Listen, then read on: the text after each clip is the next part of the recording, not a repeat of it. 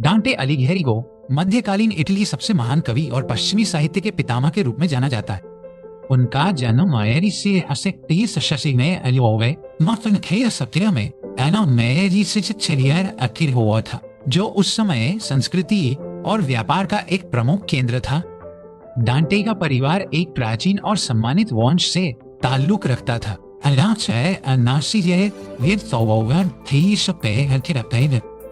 बचपन से ही डांटे ने साहित्य, दर्शन और धर्मशास्त्र में गहरी रुचि दिखाई थी।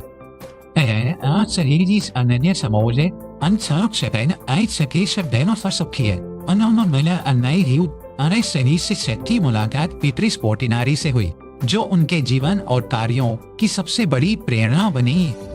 बीट्रीज से प्रति उनका प्रेम अलौकिक और आध्यात्मिक था, जिसे उन्होंने अपनी कविताओं में अमर कर दिया। हालांकि उनका विवाह जेम्मा डोनाटी से हुआ, लेकिन बीट्रीज हमेशा उनकी आत्मा की मुसे बनी रही।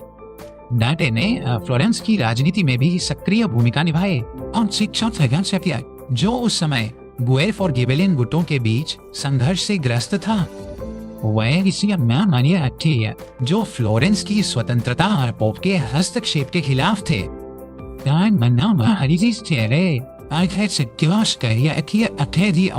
ब्लैक गुएल्स ने सत्ता पर कब्जा कर लिया और डांटे को उनके राजनीतिक विचारों के लिए देशद्रोही घोषित कर दिया गया। उन्हें फ्लोरेंस से निर्वासित कर दिया गया और यह आदेश दिया गया कि यदि वे वापस आए तो उन्हें जिंदा जला दिया जाएगा। यह निर्वासन डांटे के जीवन का सबसे दर्दनाक दौर था, लेकिन यही वह समय था जब उन्होंने अपनी सबसे महान कृति द डिवाइन कॉमेडी की रचना की। द डिवाइन कॉमेडी एक महाकाव्य है जो मृत्यु के बाद के जीवन की यात्रा का वर्णन करता है। इस महाकाव्य को 3 भागों में विभाजित किया गया है।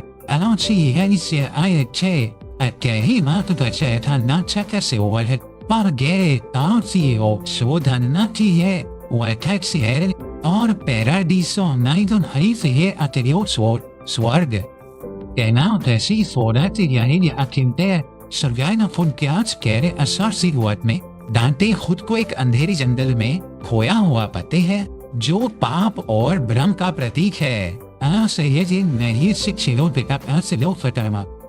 वहाँ उनका रास्ता 3 भयानक जानवरों द्वारा रोका जाता है।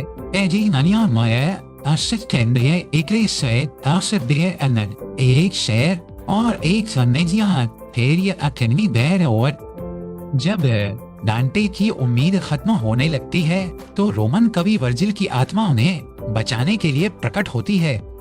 वर्जिल को बीट्रीस ने डांटे का मार्गदर्शन करने के लिए भेजा है ताकि वे अपनी आत्मा को बचा सके। वर्जिल डांटे को नरक और शोधन के माध्यम से ले जाने का वादा करते हैं। वे नरक के द्वार पर पहुंचते हैं।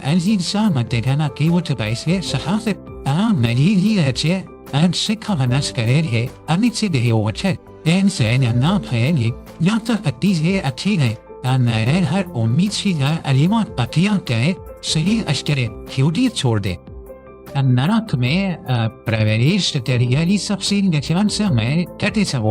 उन्हें पीड़ा और विलाप की भयानक आवाजें सुनाई देती है। पहली खेरा लिम्बो है, जहां उन लोगों की आत्माएं हैं जो अच्छे थे लेकिन जिनका बपतिस्मा नहीं हुआ था। इस होरेस, ओविड और ल्यूकन जैसे महान कवियों से मिलते हैं। वे आगे बढ़ते हैं और दूसरे घेरे में पहुंचते हैं, जहां कामुकता के पापियों को दंडित किया जाता है। यहाँ वे पाउलो और फ्रांसिस्का को देखते हैं, जो अपनी निषिद्ध प्रेम कहानी के कारण हवा के बवंडर में फंसे हुए हैं। पेटू लोगों को बर्फीली बारिश और कीचड़ में लेटे रहने की सजा मिलती है।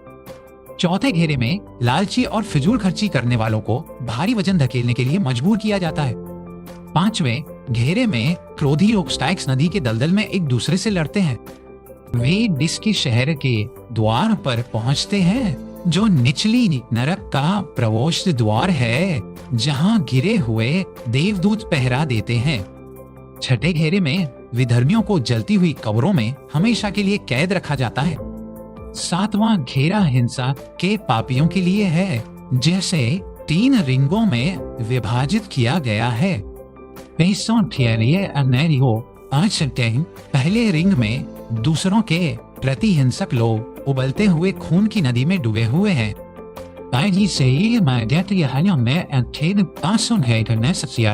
आत्महत्या करने वालों को पैरों में बदल दिया गया है।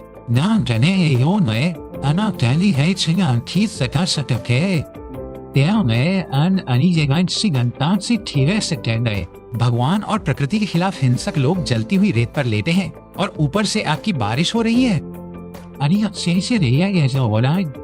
माले बोलगे है जो 10 खाइयों में बंटा है और धोखाधड़ी करने वालों के लिए है। ना पाखंडियों से गहरी नहीं सकते ना सकते चोरों, भ्रष्ट नेताओं और झूठे सलाहकारों को तरह तरह की भयानक सजाएं दी जाती है। में ना देखो ओडिसियस से ये आत्मा मिलती है।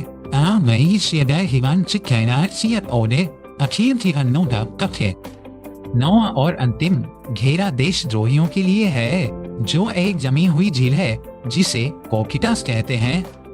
यहाँ हवा इतनी ठंडी है कि डांटे के आंसू भी जम जाते। झील के केंद्र में लूसीफर शैतान कमर तक बर्फ में फंसा हुआ है।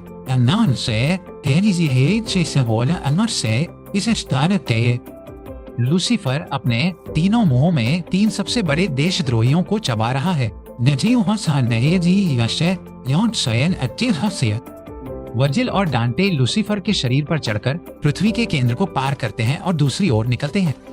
वे नरक से बाहर निकलते हैं और दोबारा तारों को देखते हैं।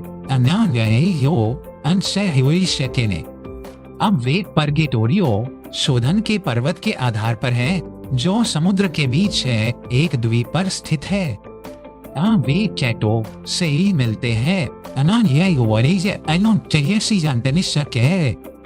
पहाड़ चढ़ने से पहले वर्जिल डांटे के चेहरे से नरक की गंदगी साफ करते हैं। शोधन का पर्वत 7 छज्जों टेरासिस में विभाजित है, जो 7 घातक पापों के अनुरूप हैं। नरक के विपरीत नगोलन के यहाँ की पीड़ा अस्थायी है और इसका उद्देश्य आत्मा को शुद्ध करना है। पहले छज्जे पर अभिमानी लोग अपनी पीठ पर भारी पत्थर ढोते हैं ताकि वे झुकना सीखें। दूसरे छज्जे पर ईर्ष्यालु लोगों की आंखें लोहे के तारों से सिली हुई हैं। तीसरे छज्जे पर क्रोधी लोग घने धुएं में चलते हैं, जो उनके क्रोध के अंधेपन का सिद्धांत है। चौथे छज्जे पर आलसी लोगों को लगातार दौड़ने के लिए मजबूर किया जाता है। 5वें छज्जे पर लोभी लोग जमीन पर मुंह के बल लेटे हैं, मिट्टी से चिपके हुए। 6ठे छज्जे पर पेटू लोग भूख और प्यास से तड़प रहे हैं, जबकि उनके सामने फल और पानी है। 7वें छज्जे पर कामुक लोग आग की दीवार से गुजरकर खुद को शुद्ध करते हैं। हर मनुष्य छज्जे सी जगह एक देवदूत डांटे के माथे से पाप का एक निशान मिटा देता है। के शिखर पर वे ईडन गार्डन, धरती का स्वर्ग में प्रवेश करते हैं। यहाँ वर्जिल डांटे का साथ छोड़ देते हैं, क्योंकि एक विधर्मी के रूप में वे स्वर्ग में प्रवेश नहीं कर सकते। तभी एक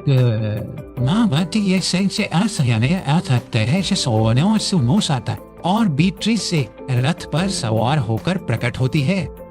बीट्रिस डांटे को उनके पापों के लिए डांटती है और डांटे को गहरा पछतावा होता है। डांटे को लेथे नदी में नहलाया जाता है ताकि वे अपने पापों को भूल सके। फिर वे यूनो नदी का पानी पीते हैं ताकि उनके अच्छे कर्मों की यादें ताजा हो जाए। अब डांटे स्वर्ग की यात्रा के लिए तैयार है और बीट्रिस उनकी मार्गदर्शक बन जाती है। वे अंतरिक्ष में ऊपर उठते हैं और चंद्रमा के गोले मौन में प्रवेश करते हैं।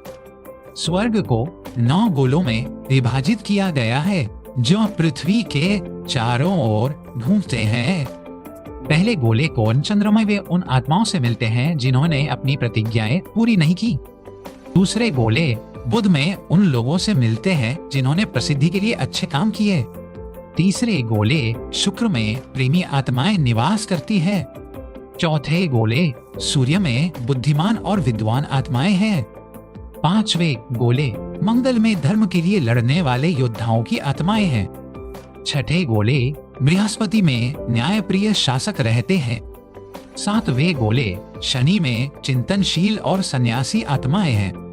आठवें गोले नक्षत्रों का आकाश में डांटे ईसा मसीह और वर्जिन मैरी का दर्शन करते हैं। यहाँ डांटे की परीक्षा सेंट पीटर, सेंट जेम्स और सेंट जॉन द्वारा ली जाती है।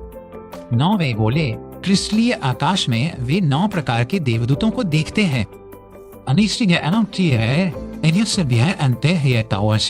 वे एम्पायरियन कैनियन में पहुंचती है जो भौतिक ब्रह्मांड से परे है और जहां भगवान निवास करते हैं।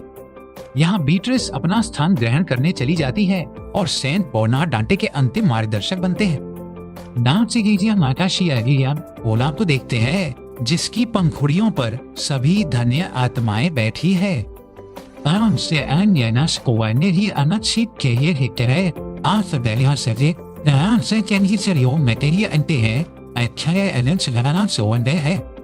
वे पवित्र ट्रिनिटी के रहस्य को समझते हैं लेकिन उसे शब्दों में बयां करना असंभव पाते हैं।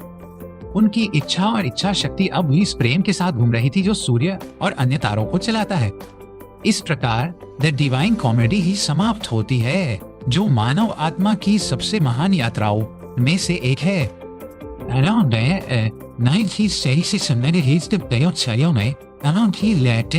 में Serkis Ordam und seiner Eliane Elchise, an Someye, Daisy Mama Kievos, Asapim Benasedis Taseti.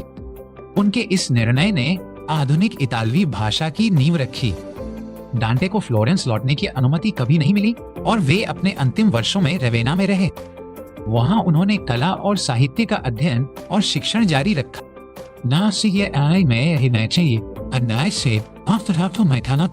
Malaria से संक्रमित होने के बाद डांटे अलीघेरी की मृत्यु हो गई। उन्हें रेवेना में ही दफनाया गया और फ्लोरेंस को बाद में अपने इस महान पुत्र को खोने का बहुत पछतावा हुआ।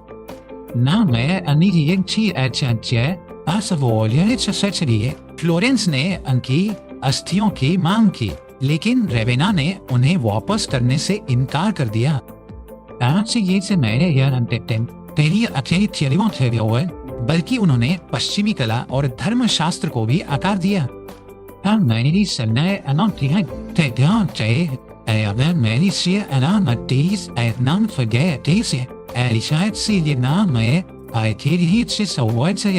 डांटे और शेक्सपियर ने दुनिया को अपने बीच बांट लिया है। कोई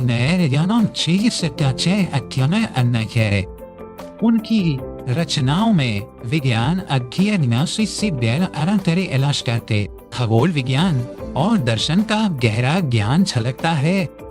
उन्होंने चर्च और राज्य के बीच शक्ति के संतुलन पर भी अपने विचार रखे। डांटे का नरक का वर्णन इतना जीवंत था कि लोगों को लगता था कि उन्होंने वास्तव में वहां की यात्रा की है। उनके द्वारा वर्णित कॉन्ट्रापासो न्यायपूर्ण दंड का सिद्धांत आज भी नैतिक चर्चाओं का विषय है। डांटे ने दिखाया कि मनुष्य अपनी स्वतंत्र इच्छा फ्री विल से अपने भाग्य का निर्माण करता है। उनका कार्य मध्य युगीन विश्व दृष्टि का सर्वोच्च संश्लेषण है। आज भी दुनिया भर के विश्वविद्यालयों में द डिवाइन कॉमेडी का अध्ययन किया जाता है।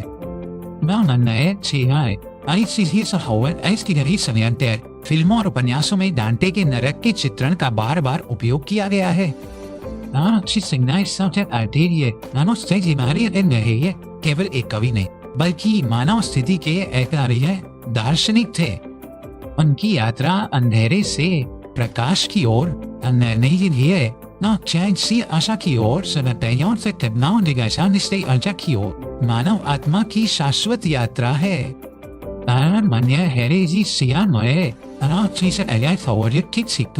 उनकी आवाज हमारे दिलों में गूंजती है, हमें सही रास्ता चुनने के लिए प्रेरित करती है। डांटे का जीवन हमें सिखाता है कि सबसे गहरे दर्द से ही सबसे सुंदर कला का जन्म हो सकता है। उन्होंने हमें सिखाया कि प्रेम वह शक्ति है जो हमें ईश्वर तक ले जा सकती है। फ्लोरेंस के सांता क्रोस बेसिलिका में उनकी एक विशाल प्रतिमा खड़ी है। ऐसा में अनितेवन से ही जैन सेन भुवनाएं श्रद्धांजलि देती है, लेकिन उनका असली स्मारक उनके शब्द है। Amo, तमें से आयानी सिप्तांस हसे या इन्हा से के सुंदे धन कभी नहीं। ना नपे ये सोमोपेता सर्वोच्च कवि हमेशा इटली और दुनिया के गौरव रहेंगे। अन्य यह नैन अनोबोली से अचार सप्ते है ऐसा वन से एक व्यक्ति की है जिसने अपनी खोई हुई राह को पाया और दूसरों को रास्ता दिखाया।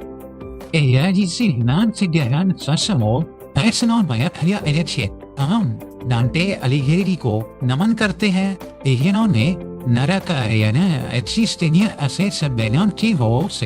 स्वर्ग और मानव हृदय का नक्शा बनाया।